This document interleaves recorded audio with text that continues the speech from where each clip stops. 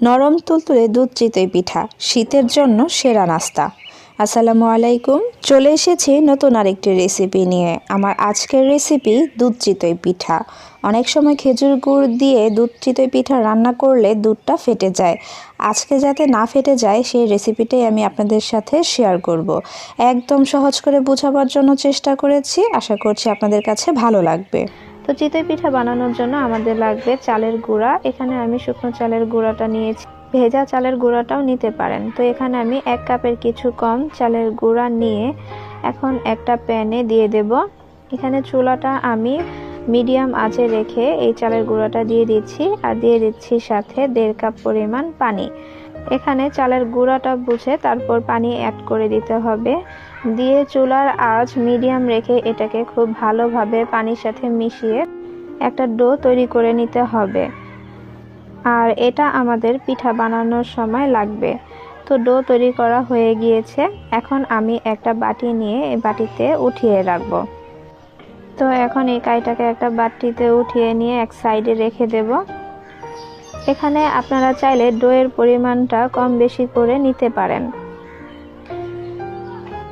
এখন আমি সেই একই প্যানে দিয়ে দেব পানি। এখানে আমি 5 কাপ পরিমাণ পানি দিয়ে দিচ্ছি, আর মিডিয়াম আঁচে রেখে এই পানিটাকে কুসুম গরম করে নেব। আর এমন গরম করব যাতে আমার হাতে সহ্য হয়। এখন এটাকে নামিয়ে নেব। আর এই চালের গুঁড়াতে অল্প অল্প পরিমাণ সেই গরম পানি দিয়ে একটা ডো তৈরি করে নেব। প্রথমেই একেবারে পানি দিতে যাবেন না, এতে করে চালের গুঁড়া যে একটা আঠালো ভাব থাকে সেটা আসে না। অল্প অল্প পানি দিয়ে একটা ব্যাটার তৈরি করে নিতে হবে, যাতে সুন্দর একটা আঠালো ভাব চলে আসে। আর একেবারে পানি দিলে সেই আঠালো ভাবটা আসে না, তাই অল্প অল্প পানি দিয়ে এরকম একটা ব্যাটার তৈরি করে নিতে হবে। তো ব্যাটারটা এখনও কিছু পরিমাণ ঘন আছে। আর এই পর্যায়ে আমি অ্যাড করে দেব সেই যে আমি চালের ডোটা রেডি করে রেখেছিলাম সেটা। এটা দিয়ে আবারও সেই ব্যাটারের সাথে খুব ভালোভাবে মিশিয়ে নিতে হবে। আর মিশানোর সময় এতে অল্প অল্প করে পানি দিয়ে একটা ব্যাটার তৈরি করে নিতে হবে। আর এই ব্যাটারটা হবে একটু পাতলা। ঘন ব্যাটার হলে এই পিঠাটা অসংখ্য ছিদ্রযুক্ত হবে না আর ফুলবেও না, তাই প্রথমে একটা পাতলা ব্যাটার তৈরি করে নিতে হবে। তো আমি ব্যাটারটা তৈরি করে নিয়েছি। এখন এর মধ্যে অ্যাড করে দেব 1 চামচ লবণ। এখানে স্বাদ অনুযায়ী লবণটা দিবেন। চালের গুঁড়ার পরিমাপটা আমি এখানে বলছি না, কারণ আপনাদের পছন্দ অনুযায়ী এখানে চালের গুঁড়াটা নিয়ে নেবেন। তো লবণটা দিয়েও এটাকে খুব ভালোভাবে মিশিয়ে নিয়েছি, দেখতে পাচ্ছেন। আর ব্যাটারটা হবে এই যে এরকম পাতলা করে ব্যাটারটা তৈরি করে নিলেই পিঠাটা সুন্দর হবে। তো এদিকে আমি চুলায় একটা প্যান বসিয়ে দিয়ে এখানে অ্যাড করে দিচ্ছি দুধ। আর দুধটা আমি আগে থেকে জাল করে রেখেছিলাম। এখন এর মধ্যে অ্যাড করে দিচ্ছি 3টা দারুচিনি, 3টা এলাচ, এলাচটার মাথাটাকে ফাটিয়ে দিয়েছি। আর অ্যাড করে দিচ্ছি 2টো তেজপাতা, তেজপাতাটা মাঝখান থেকে চিড়ে দিচ্ছি, এতে করে সুন্দর একটা ফ্লেভার আসবে আর খেতেও অনেকটা টেস্টি হবে। আর দুধটা আমি এখানে নিয়েছি 1.5 লিটার। 1.5 লিটার দুধকে জাল করে ঘন করে নিয়েছি, এখন হয়েছে 1 লিটার। এখন মিডিয়াম আঁচের দুধটাকে আবারও কিছুক্ষণ জাল করে নিচ্ছি, আর মাঝে মাঝে একটু নেড়ে চেড়ে দিচ্ছি যাতে তলানিতে লেগে না যায় আর উতলে না পড়ে যায়। দুধ জাল দেওয়ার সময় চতুর্পাশে যে শটটা থাকে সেই শটটাও এনে মাঝখানে দিয়ে দিবেন, এতে করে খাওয়ার সময় আরও বেশি টেস্টি হয়। তো জাল দিতে দিতে যখন দেখব অনেকটা ঘন হয়ে এসেছে, সে পর্যায়ে আমি এই দুধটাকে নামিয়ে এক পাশে রেখে দেব আর অপেক্ষা করব ঠান্ডা হওয়ার জন্য।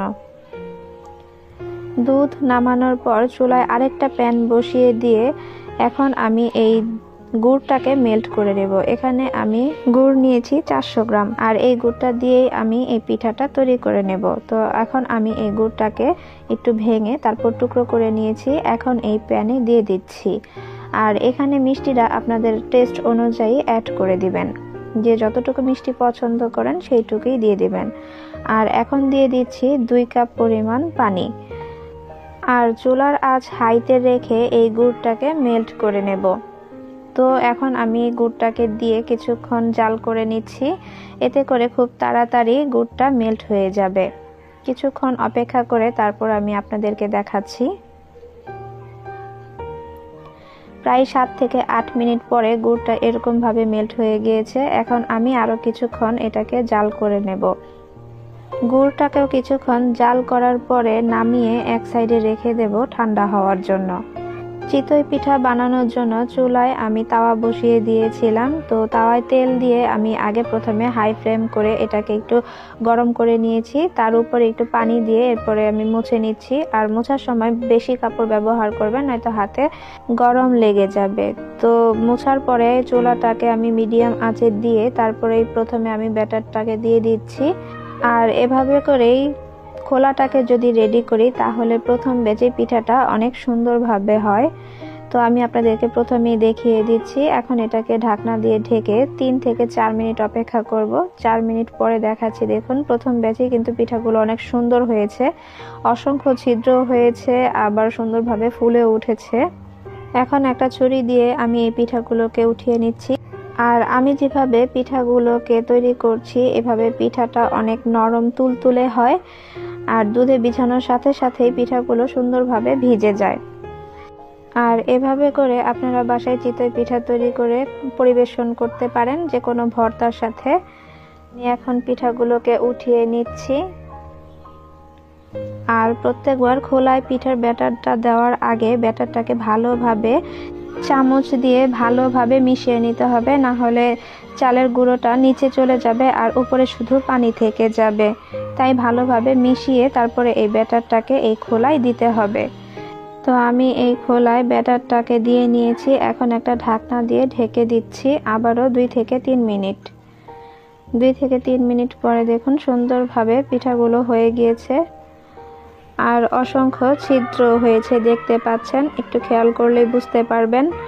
আর আমি সম্পূর্ণ পিঠাগুলোকে উঠিয়ে তারপরে আপনাদেরকে দেখাচ্ছি এর পিছনে কিরকম হয়েছে।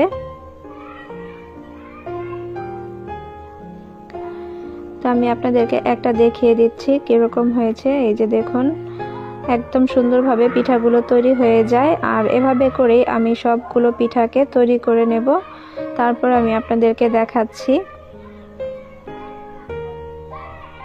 তো এখানে আমি অনেকগুলো পিঠা তৈরি করে নিয়েছি, এখনো চুলায় আমার পিঠা হচ্ছে। তা আমি এর মাঝে আপনাদেরকে দেখাই দিচ্ছি এর ভিতরে কিরকম হয়েছে। একদম সফট আর অসংখ্য ছিদ্রযুক্ত হয়েছে।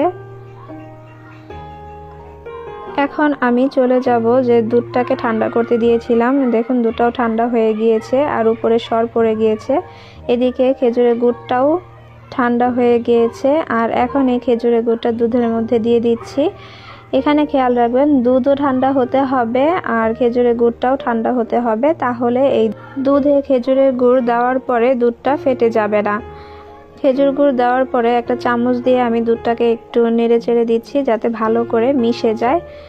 আর এর উপরে যে দেখা যাচ্ছে এটা হচ্ছে সর, কারণ আমি দুধটাকে অনেকক্ষণ পর্যন্ত জাল দিয়েছি আর অনেকটা দুধ ঘন হয়ে গিয়েছে, তাই এরকম দেখা যাচ্ছে। দেখুন দুধটা কিন্তু ফেটে যায়নি। এখন এর মধ্যে আমি গরম গরম পিঠাগুলো দিয়ে দিচ্ছি। দেখুন পিঠা দেওয়ার সাথে সাথেই কিন্তু উপর দিক থেকে এটা পুরোপুরিভাবে ভিজে যাচ্ছে। আর এভাবে করে বাসায় তৈরি করে নিতে পারেন আপনারা দুধ চিতই অথবা দুধ পুলি, তাহলে আর দুধটা ফেটে যাবে না। এভাবে করে ভিজিয়ে সারা রাত রেখে দিয়ে পরের দিন সকালে পরিবেশন করতে পারেন, অথবা 2 ঘন্টা পরেও আবার পরিবেশন করতে পারেন। আশা করছি আমার আজকের রেসিপিটি আপনাদের কাছে ভালো লেগেছে। ভালো লাগলে প্লিজ লাইক, কমেন্ট, শেয়ার করে দিবেন। আর আমার চ্যানেলে নতুন হলে এরকম রেসিপি পেতে চ্যানেলটি প্লিজ সাবস্ক্রাইব করে দিবেন। আবারও হাজির হয়ে যাব নতুন কোনো রেসিপি নিয়ে। সে পর্যন্ত সবাই ভালো থাকবেন। আল্লাহ হাফেজ।